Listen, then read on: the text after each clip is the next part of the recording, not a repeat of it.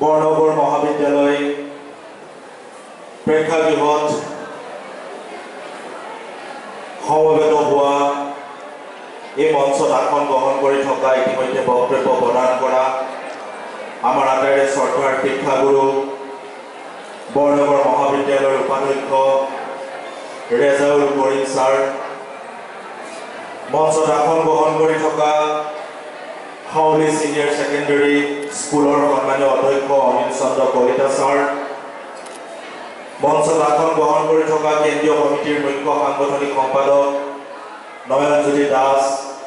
কাৰ্যনিৰ্বাহক সদস্য কনক গগৈ, মঞ্চত আসন গ্ৰহণ কৰি থকা বৰপেটা জিলা ছাত্ৰ সন্থাৰ সাধাৰণ সম্পাদক অবিনাশ দাস ডাঙৰীয়া, বৰনগৰ আঞ্চলিক ছাত্ৰ সন্থাৰ সভাপতি ধৃতিমান দাস, সাধাৰণ সম্পাদক ধৃতিমান শৰ্মা আৰু শিক্ষা সম্পাদক নীলোৎপল শৰ্মাকে প্ৰমুখ্য কৰি বৰনগৰ আঞ্চলিক ছাত্ৰ সন্থাৰ সমূহ বিষয়ববীয়া কৰ্মকৰ্তাসকল, অনুষ্ঠানটোৰ আগ ধৰি থকা বৰনগৰ আঞ্চলিক ছাত্ৰ সন্থাৰ প্ৰাক্তন কৰ্মকৰ্তা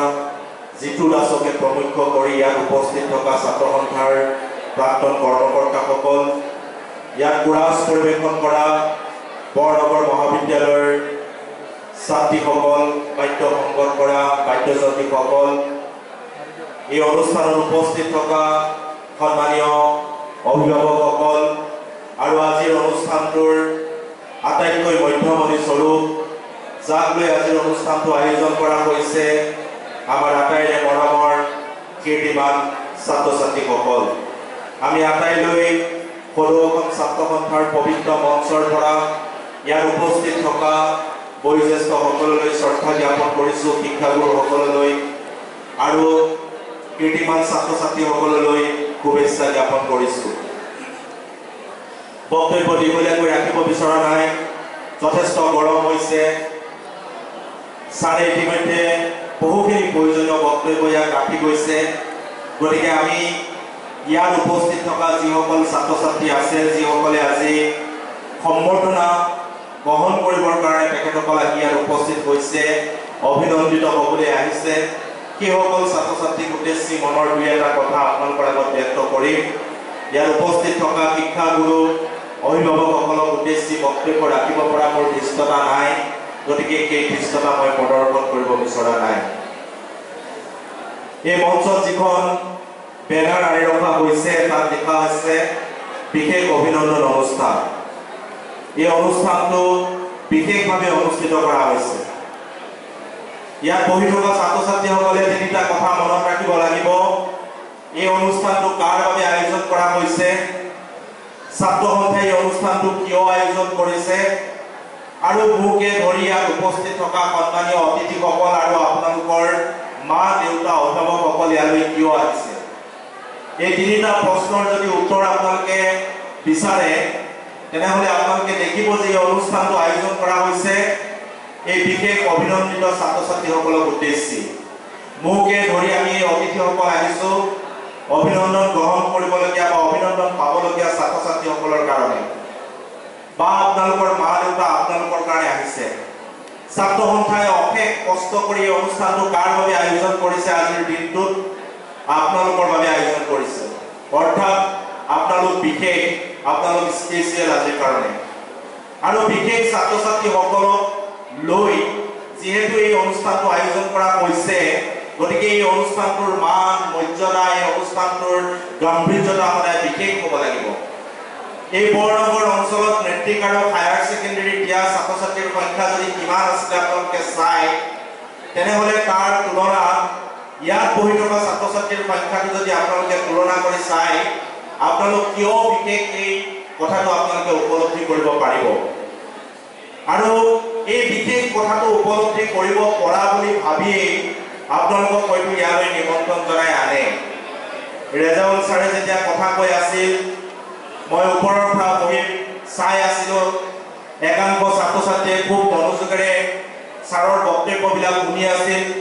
আৰু একাংশ ছাত্ৰ ছাত্ৰীয়ে নিজৰ মাজত কথা পতাত ব্যস্ত আছিল, মোবাইল চাই আছিল, কোনোবাই ফেচবুক চাইছে, কোনোবাই ইনষ্টাগ্ৰাম চাইছে, কোনোবাই আন কিবা কৰিছে। গতিকে কথাটো হ'ল আপোনালোকক যেহেতু বিশেষভাৱে ইয়ালৈ নিমন্ত্ৰণ জনোৱা হৈছে, আপোনালোক বিশেষ, আপোনালোকে যিবিলাক কথা বতৰা পাতে, আপোনালোকৰ মনত যিবিলাক চিন্তা আহে, সেই চিন্তাবিলাকো বিশেষ হ'ব লাগিব। আৰু আপোনালোকে যেতিয়া পাছফালে বহি লগৰজনৰ লগত কথা পাতি থাকে, তেতিয়া আমি ইয়াত ওপৰত বহি থকা মানুহবিলাকে ভাবো যে এই বিশেষ ছাত্ৰ বা ছাত্ৰীগৰাকীয়ে এই গাম্ভীৰ্যপূৰ্ণ অনুষ্ঠানটোত থাকি কি এনেকুৱা বিশেষ কথা পাতিবলগীয়া হৈছে যে মূৰটো বেঞ্চৰ তলত সোমাই গৈছেগে, ইমান কি তত্ত্বগধুৰ কথা পাতিছে। কাৰণ আপোনালোক বিশেষ ছাত্ৰ ছাত্ৰী, আপোনালোকৰ কথোপকথনবিলাক, আপোনালোকৰ মনৰ কথাবিলাক জানিবৰ কাৰণে আমাৰো মন যায়, আমাৰো ইচ্ছা যায়। গতিকে মই ইয়াৰ পৰা এতিয়া চাই থাকিম আপোনালোকে যিকেইজনে খুব বিশেষভাৱে তেনেকুৱা কথা বতৰা পাতে, তাৰে কোনোবা এজনক মই ইয়ালৈ আমন্ত্ৰণ জনাম। আপোনালোকে এই ঠাইত থিয় হৈ আপোনালোকে তাত যিবিলাক বিশেষ কথা পাতে, সেই বিশেষ কথাবিলাক ইয়াত যদি আপোনালোকে থিয় হৈ দুআষাৰ কৈ দিয়ে, তেনেহ'লে ইয়াত বহি থকা সকলোৰো উপকাৰ হ'ব, আমাৰো উপকাৰ হ'ব। গতিকে আপোনালোকে বিশেষ ছাত্ৰ ছাত্ৰীসকলে কি বিশেষ কথা পাতে, মই অন্ততঃ সভাৰ শেষত, মোৰ বক্তব্যৰ শেষত এজন হ'লেও তেনেকুৱা বিশেষ ছাত্ৰ বা ছাত্ৰী বিচাৰি পাম বুলি মই আশা ৰাখিছোঁ। মই দীঘলীয়াকৈ বক্তব্য কোনো কাৰণত ইয়াত ৰাখিবৰ কাৰণে থিয় হোৱা নাই। যথেষ্ট গৰম পৰিছে, আপোনালোকে ভাগৰে যুগৰে কেতিয়াবাই আহিছে। আজি ইয়াত বিশেষভাৱে আপোনালোকক সম্বৰ্ধনা জনোৱা হ'ব। মই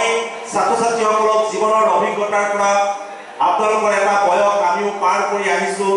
সেই বয়স পাৰ কৰি অহা এগৰাকী আপোনালোকৰ অগ্ৰজ হিচাপে মই ইয়াত কথাকেইটা কৈ যাব বিচাৰিছোঁ। মই প্ৰথমে অভিনন্দন জ্ঞাপন কৰিছোঁ আপোনালোকক। আপোনালোকে উচ্চ শিক্ষাৰ বাট কাটি আগবাঢ়ি যাবৰ কাৰণে জীৱনৰ মূল যিটা ধাপ, সেই ধাপ দুটাৰ কোনোবাই দুটা ধাপ, কোনোবাই এটা ধাপ আগুৱাইছে। কোনোবাই মেট্ৰিক পাছ কৰিছে, কোনোবাই হায়াৰ ছেকেণ্ডাৰী পাছ কৰিছে। আৰু এই বিশেষ অভিনন্দন অনুষ্ঠানটো কাৰোবাৰ বাবে জীৱনৰ কাৰণে প্ৰথমটো অনুষ্ঠান আৰু কাৰোবাৰ কাৰণে জীৱনৰ দ্বিতীয়টো অনুষ্ঠান। যিসকলৰ দ্বিতীয়টো অনুষ্ঠান, সেইসকলক মই গভীৰভাৱে অভিনন্দন জ্ঞাপন কৰিছোঁ। যিসকলে আজি প্ৰথমবাৰৰ কাৰণে ইয়াত উপস্থিত আছে, সেইসকলক মই অভিনন্দন জ্ঞাপন কৰিছোঁ। আহি থাকিবলগীয়া দিনতো যাতে ৰাজহুৱাভাৱে আপোনালোকৰ কৰ্মৰ যোগেদি, আপোনালোকে নিজৰ শিক্ষাৰ যোগেদি এইদৰে অভিনন্দিত হৈ থাকে। মই আপোনালোকৰ শিক্ষা অনুষ্ঠানখনৰ শিক্ষাগুৰুসকললৈ শ্ৰদ্ধা জ্ঞাপন কৰিছোঁ। পিতৃ মাতৃসকলক মই শুভেচ্ছা জ্ঞাপন কৰিছোঁ, অভিনন্দন জ্ঞাপন কৰিছোঁ। এই সকলোৰে কষ্ট, এই সকলোৰে চিন্তা, এই সকলোৰে আশাৰ বিনিময়ত আপোনালোকে এটা ভাল ফলাফল দেখুৱাবলৈ সক্ষম হৈছে। আৰু এই ভাল ফলাফলটোক লৈ আমিও ছাত্ৰ সন্থা গৌৰৱান্বিত হৈছোঁ, যাৰ কাৰণে আপোনালোকক নিমন্ত্ৰণ জনাই আনি এইদৰে আপোনালোকক অভিনন্দন জ্ঞাপন কৰিছোঁ। আজি আপোনালোকক এখন অভিনন্দন পত্ৰ দিয়া হ'ব, এটা গছ পুলি দিয়া হ'ব, হয়তো এখন গামোচা দিয়া হ'ব। তাৰ যিটো ভাৰ, তাৰ যিটো ওজন এই মঞ্চত আপোনালোকে ল'ব পাৰিব, কিন্তু তাৰ অন্তৰালত সেই অভিনন্দন পত্ৰখনত যে যিকেইটা গধুৰ গধুৰ কথা লিখা থাকিব, যিকেইটা মনৰ কথা লিখা থাকিব, জাতিটোৰ হকে কাম কৰাৰ কথা লিখা থাকিব, সেই কথাকেইটা আহি থাকিবলগীয়া দিনত আপোনালোকে কেনেকৈ আগবঢ়াই লৈ যাব, সেইটোৱে ক'ব আটাইতকৈ ডাঙৰ কথা। গতিকে এই অভিনন্দনখনৰ পত্ৰখনৰ ভাৰ আপোনালোকে ইয়াত ল'ব পাৰিলেও তাৰ ভিতৰৰ যিকেইটা কথা, সেই কথাকেইটা আপোনালোকে তত্ত্বগধুৰ কথাকেইটা আপোনালোকে হৃদয়ঙ্গম কৰিবলৈ চাব, মন মগজুৰ পৰা আপোনালোকে ভাবিবলৈ চাব। কেৱল সেইখন নি যদি পেৰত ওলমাই থৈ দিয়ে, তেনেহ'লে কিন্তু এই অভিনন্দন অনুষ্ঠানটোৰ পতাৰ যিটো অৰ্থ, সেই অৰ্থটো কেতিয়াও পূৰ্ণ নহ'ব। আপোনালোকে জানি আচৰিত হ'ব, আমাৰ ছাত্ৰ সন্থাৰ কৰ্মকৰ্তাসকলে যে আমি অনুষ্ঠানবিলাক পাতো, আপোনালোকৰ মাৰ্কশ্বিটখন আৰু আমাৰ মাৰ্কশ্বিটখন যদি তুলনা কৰি চাই আকাশ পাতাল পাৰ্থক্য দেখিব। আমাৰ ছাত্ৰ সন্থাৰ বহু কৰ্মীয়ে আপোনালোকৰ দৰে এইদৰে অভিনন্দিত নহয়, কিছু সংখ্যকে কয়, কিছু সংখ্যকে নহয়। তাৰ পিছতো কিন্তু আমি সমাজৰ যিসকল ভাল ভাল ছাত্ৰ ছাত্ৰী আছে, সেইসকলক উৎসাহ জনাবৰ কাৰণে, ভৱিষ্যত প্ৰজন্মৰ ছাত্ৰ ছাত্ৰীসকলক উৎসাহ জনাবৰ কাৰণে এইদৰে অনুষ্ঠানবিলাক আপোনালোকৰ কাৰণে ছাত্ৰ সন্থাৰ কৰ্মকৰ্তাসকলে দিনে নিশাই কষ্ট কৰি এটা এটাকৈ বানান শুদ্ধ হৈছে নে নাই, আপোনালোকৰ নামটো শুদ্ধ হৈছে নে নাই, আকাৰডাল থাকি গৈছে নেকি, তাৰলৈকে পৰ্যবেক্ষণ কৰি এখন সম্বৰ্ধনা পত্ৰ আপোনালোকৰ কাৰণে আমি প্ৰস্তুত কৰি আনো। এইটো হৈছে আমাৰ সমাজৰ কাৰণে এটা অৱদান, আৰু এই অৱদানটো আমি কাক লৈ আশা কৰিছোঁ? আপোনালোকক লৈ আশা কৰিছোঁ। গতিকে ইয়াৰ যিটো ফলাফল, ইয়াৰ যিটো আচলতে সুদুত্তৰ, সেইটো আপোনালোকে প্ৰদান কৰিব লাগিব। ছাত্ৰ ছাত্ৰীসকলে ৰাতিপুৱা যেতিয়া আপোনালোকে শুই উঠিব, আপোনালোকে এটা কথা মনত ৰাখিব, দাপোনৰ সন্মুখত আপোনালোক থিয় হ'ব, আৰু আপোনালোকে থিয় হৈ নিজৰ মুখখন দাপোনত চাব। দাপোনত আপোনালোকে মুখখন চালে নিজৰ মুখখন যেতিয়া নিজেই দাপোনৰ সন্মুখত উজ্জ্বল দেখিব তেতিয়া আপোনালোকে মনত ধৰি ল'ব যে আপোনালোকে যিবিলাক সপোন দেখি আছে সেই সপোনবিলাক সাকাৰ হ'বলৈ গৈ আছে বা সপোনবিলাক শুদ্ধ ৰূপত গৈ আছে মই দাপোনৰ সন্মুখত থিয় হৈ চুলিকেইডাল ঠিক কৰা লিপষ্টিক লগোৱা কাজল লগোৱা চুলিত জেল লগোৱা এইবিলাক কাম কৰিবলৈ কোৱা নাই ৰাতিপুৱা শুই উঠি কাম বন কৰাৰ পিছত দাপোনৰ সন্মুখত থিয় হৈ নিজৰ চকুকেইটা দাপোনত চাব কেতিয়াবা দেখিব স্বতঃস্ফূৰ্তভাৱে নিজৰ মুখখন খুব উজ্জ্বল যেন লাগে মই যদি দেখিবলৈ বেয়া মুখ ধুনীয়া কৰি দিবলৈ কাৰো শক্তি নাই মই দেখিবলৈ যি মই সেয়াই কিন্তু দাপোনৰ সন্মুখত নিজৰ চকুৰ মণিকেইটা চাব নিজৰ চকুজুৰি চাব এই চকুজুৰি যেতিয়া নিজেই নিজক উজ্জ্বল দেখিব তেতিয়া ভাবি ল'ব যে আপোনালোকে দেখা সপোনবিলাক সাকাৰ ৰূপ পাবলৈ গৈ আছে সেই সপোনবিলাকে এটা নিৰ্দিষ্ট যাত্ৰাত গৈ আছে আৰু সেই যাত্ৰাটোৰ পাছে পাছে পথ খেলি আপোনালোকে এতিয়া যাব লাগে আৰু যি ছাত্ৰ ছাত্ৰীয়ে সপোন দেখে মই শুই থাকোঁতে দেখা সপোন বা সাৰ পাই থাকোঁতে দেখা সপোন এই সকলোবিলাক সপোন কৈছোঁ যে মই সমাজত আমুক কাম কৰিম মই নিজৰ জীৱনৰ কাৰণে আমুক কৰিম মহাবিদ্যালয়খনৰ কাৰণে আমুক কৰিম মই আমুক হিচাপে প্ৰতিষ্ঠা হৈ এই অসমখনৰ কাৰণে ভাৰতবৰ্ষখনৰ কাৰণে সেৱা আগবঢ়াম বুলি আমি যে যিবিলাক সপোন দেখো সেই সপোনবিলাকৰ কথা কৈছোঁ সেই সপোনবিলাক আমি সাৰ পাই থাকোঁতেও দেখিব পাৰোঁ শুই থাকোঁতে দেখিব পাৰোঁ কিন্তু সেই সপোনটোৰ পথ খেদি খেদি আমি কিমান দূৰ আগবাঢ়ি যাব পাৰিছোঁ সেইটোৱে আটাইতকৈ ডাঙৰ কথা মই এটা সৰু উদাহৰণ দিছোঁ যে সপোন দেখিলে মানুহ কেতিয়াও বিফল নহয় যি মানুহে সপোন দেখে খাওঁতে শুওঁতে নিজক লৈ জাতিটোক লৈ অসমখনক লৈ যি মানুহে সপোন দেখে সেই মানুহ জীৱনত কেতিয়াও বিফলতাৰ মুখ দেখিবলগীয়া নহয় যদি সন্মুখত এখন দৰ্জা থাকে সেই দৰ্জাখন বন্ধ হৈ যায় সেই দৰ্জাখনৰ সিপাৰে এখন খিৰিকী থাকে সেই খিৰিকীখন সদায় খোলা থাকে আৰু সপোন দেখিবলৈ মানুহে সদায় শিকিব লাগে যিমানবিলাক মহান মনীষী আছে যিবিলাকে নিজৰ অধ্যৱসায়ৰ জৰিয়তে কৃতকাৰ্যতা লাভ কৰিবলৈ সক্ষম হৈছে সেই সকলোবিলাক মানুহে কিন্তু সপোনৰ পথ খেদি খেদি যায় গতিকে আমি সকলোৱে সপোন দেখা উচিত আমেৰিকা যুক্তৰাষ্ট্ৰৰ এগৰাকী ছাত্ৰী আছিল ছাত্ৰীগৰাকীৰ নাম জেছিকা কক্স আপোনালোকে গুগল ব্যৱহাৰ কৰে ইণ্টাৰনেট ব্যৱহাৰ কৰে সেই গুগল ইণ্টাৰনেটত মাৰিলে আপোনালোকে পাব জেছিকা কক্স নামেৰে এগৰাকী ছাত্ৰী আছিল যিগৰাকী ছাত্ৰীৰ এই দুয়োখন হাত আৰু এই দুয়োটা বাহু নাছিল কেৱল তেওঁৰ শৰীৰৰ এই অংশটো আছিল জেছিকা কক্সৰ জেছিকা কক্সে যেতিয়া পঢ়িবলৈ যায় লগৰ সমনীয়া আনকি নালাগে গাঁৱৰ মানুহ শিক্ষাগুৰু তেওঁ কেতিয়াবা কেতিয়াবা ইটিকিং কৰে ঠাট্টা কৰে জেছিকা কক্স লাহে লাহে ডাঙৰ হৈ আহিল নিজৰ সপোনবিলাকক লৈ আগবাঢ়ি যাবলৈ ধৰিলে এদিন শিক্ষাগুৰুৱে শ্ৰেণীকোঠাত প্ৰশ্ন সুধিলে যে জীৱনৰ লক্ষ্য কি সকলো ছাত্ৰ ছাত্ৰীয়ে নিজৰ নিজৰ জীৱনৰ লক্ষ্যবিলাক কৈ গৈছে জেছিকা কক্সৰ যেতিয়া সময় আহিল জীৱনৰ লক্ষ্য কি তেতিয়া জেছিকা কক্সে ক'লে যে মোৰ জীৱনৰ লক্ষ্য হৈছে এই সুবিশাল আকাশখনত ইমূৰৰ পৰা ইমূৰলৈ ঘূৰি ফুৰা লগে লগে লগৰ সমনীয়া শিক্ষাগুৰু সকলোৱে হাঁহিবলৈ ধৰিলে যে যাৰ দুখন পাখি নাই যাৰ দুখন হাতেই নাই পাখিয়ে নাই সি আকৌ সেই সুবিশাল আকাশখন উৰিবলৈ বিচাৰে কিন্তু জেছিকা কক্সে মন ভাঙি দিয়া নাছিল তেওঁৰ এটা সপোন আছিল যে এই সুবিশাল আকাশখনত তেওঁ ইমূৰৰ পৰা ইমূৰলৈ তেওঁৰ পাখি নথকা স্বত্তেও দুখন হাত নথকা স্বত্তেও এদিন নহয় এদিন তেওঁ উৰি দেখুৱাব আৰু সেই জেছিকা কক্সে পঢ়া শুনা কৰি গৈ থাকিল নিজৰ সপোনত অটল থাকি গৈ থাকিল মা দেউতাকক আহি কয় যে মোৰ সপোনটো পূৰা নহ'ব নেকি মানুহে দেখোন এনেকৈ ইটিকিং কৰে মা দেউতাকে উৎসাহ দিয়ে নিজৰ সপোনটো খেলি খেলি গৈ থাকা আৰু সেইগৰাকী জেছিকা কক্স পাছলৈ কি গ'ল জানেনে যিগৰাকীয়ে আকাশখন উৰাৰ সপোন দেখিছিল জেছিকা কক্স হ'ল আমেৰিকা যুক্তৰাষ্ট্ৰৰ প্ৰথমগৰাকী আনুষ্ঠানিকভাৱে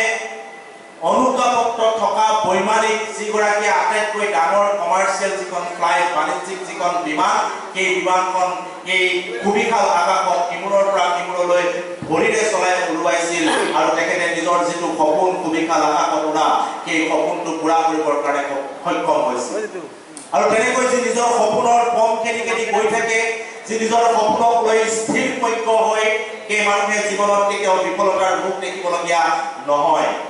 আজি যে আমি ফেচবুক ব্যৱহাৰ কৰোঁ ইনষ্টাগ্ৰাম ব্যৱহাৰ কৰোঁ অকণমান মুখখন বেকা কৰি পেলাই এখন ফটো আমি এৰি দিওঁ কিমান লাইক আহিলে চাই থাকোঁ ইনষ্টাগ্ৰামত এটা ৰীল বনাই দিওঁ এটা পষ্ট দিওঁ এটা নাচি দিওঁ গানত এপাক ঘূৰি তাৰপিছত কিমান ভিউজ আহিলে কিমান লাইক আহিলে যে আমি প্ৰত্যেকেই তাত ব্যস্ত হৈ থাকোঁ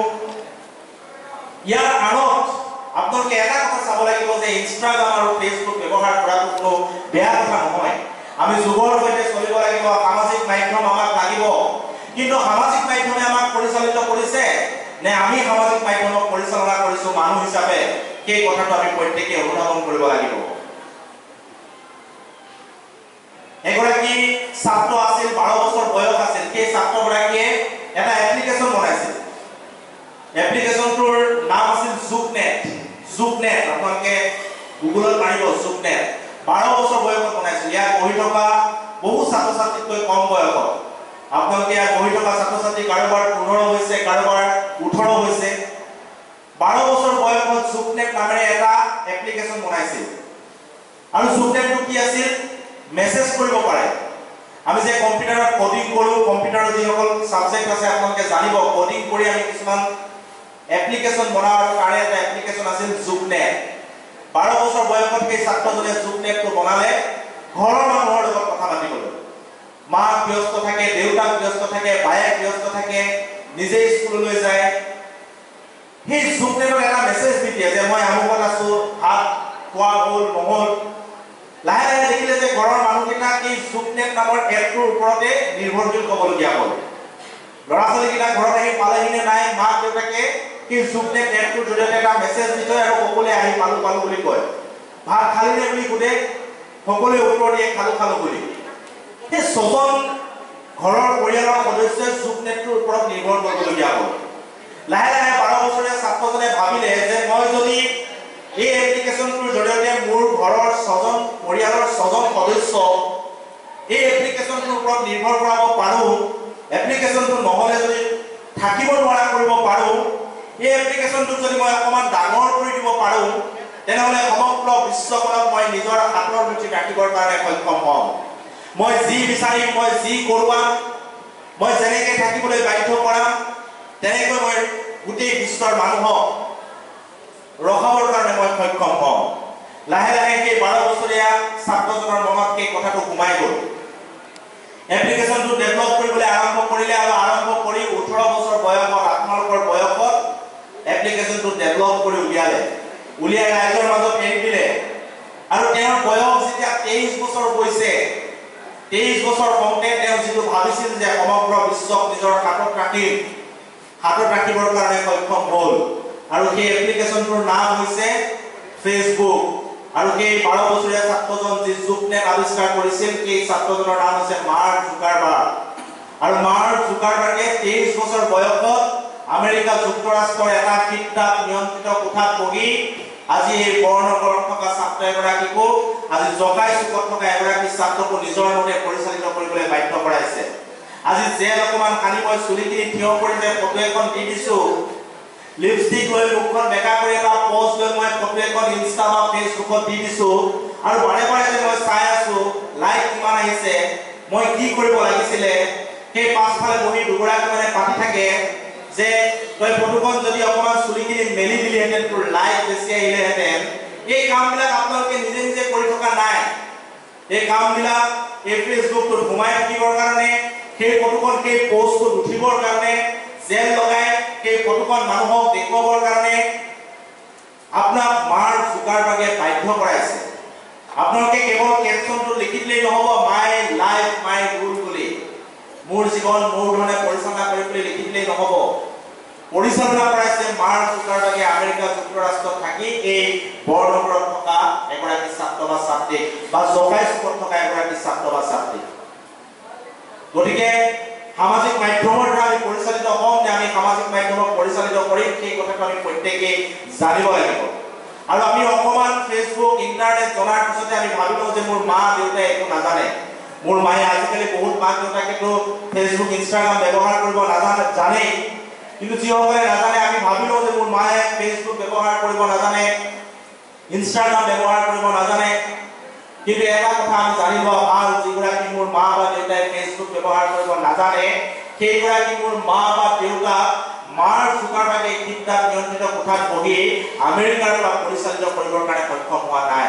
নিজৰ মগজেৰে পৰিচালিত হৈ মোকো পৰিচালিত কৰিছে, মোৰ ঘৰখনকো পৰিচালিত কৰিবৰ কাৰণে সক্ষম হৈছে। গতিকে নিজৰ মগজেৰে মোৰ মা দেউতাকে চলি আছে। আজি বি হিউমেনৰ টি-শাৰ্টটো পিন্ধি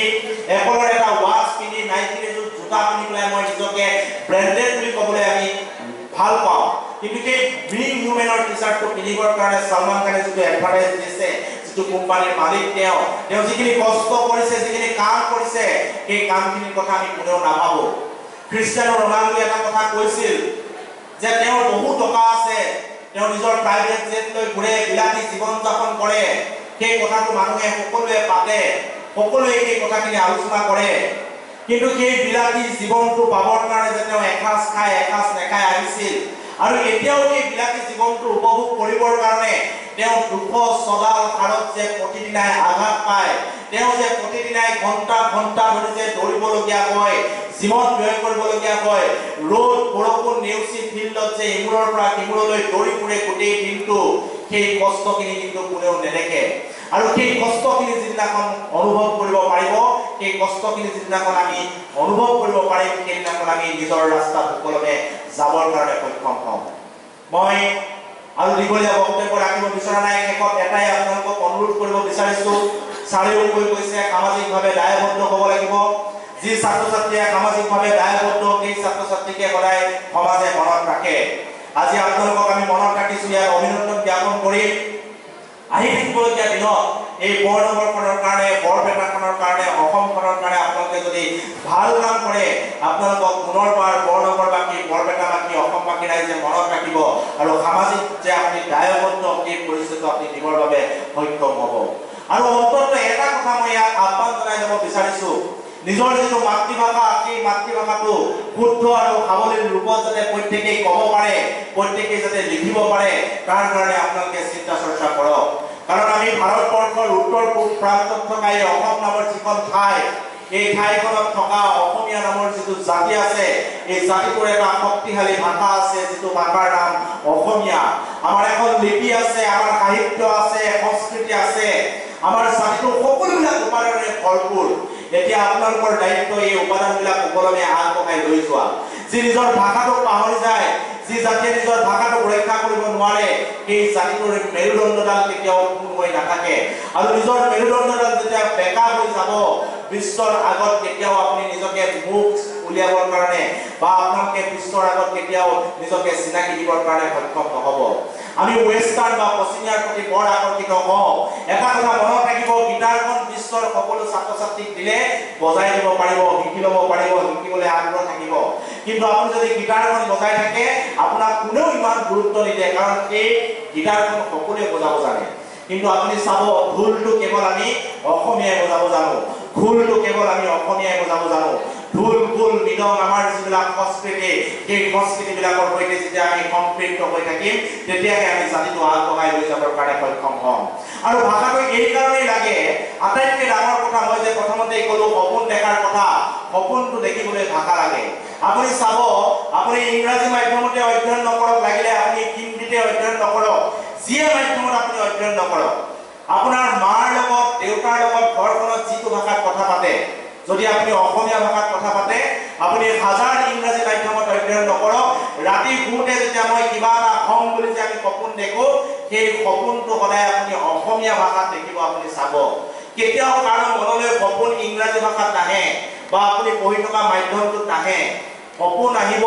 নিজৰ মাতৃভাষা নিজৰ আইৰ মুখৰ ভাষাটোত আৰু যিদিনাখন আইৰ মুখৰ ভাষাটো পাহৰি যাব সেইদিনাখন সপোন দেখা পাহৰি যাব আৰু সপোন দেখা পাহৰি গ'লে নিজক আগুৱাই লৈ যোৱা পাহৰি যাব পুনৰবাৰ সকলোলৈকে শুভেচ্ছা জ্ঞাপন কৰিছো ইয়াত উপস্থিত থকা প্ৰতিগৰাকী ছাত্ৰ ছাত্ৰী সামাজিকভাৱে দায়বদ্ধ থকা একোগৰাকী ছাত্ৰ ছাত্ৰী হওক সমাজখনৰ কাৰণে উঠি অহা প্ৰজন্মটোৰ কাৰণে আপোনালোকে কাম কাজ কৰক আৰু ছাত্ৰ সন্থাই সদায় আমি ছাত্ৰ ছাত্ৰীসকলৰ শৈক্ষিক যাত্ৰাটোৰ ক্ষেত্ৰত আমি সদায় আগুৱাই থাকিম আপোনালোকৰ প্ৰতিটো বিপদত প্ৰতিটো আপদত আমি মাত মাতি থাকিম তাকে কামনা কৰি সমাজৰ কাৰণে আপোনালোকে কাম কৰক পুনৰবাৰ তাকে কৈ মই মোৰ বক্তব্য সামৰণি মাৰিছো ধন্যবাদ জয় আই অসম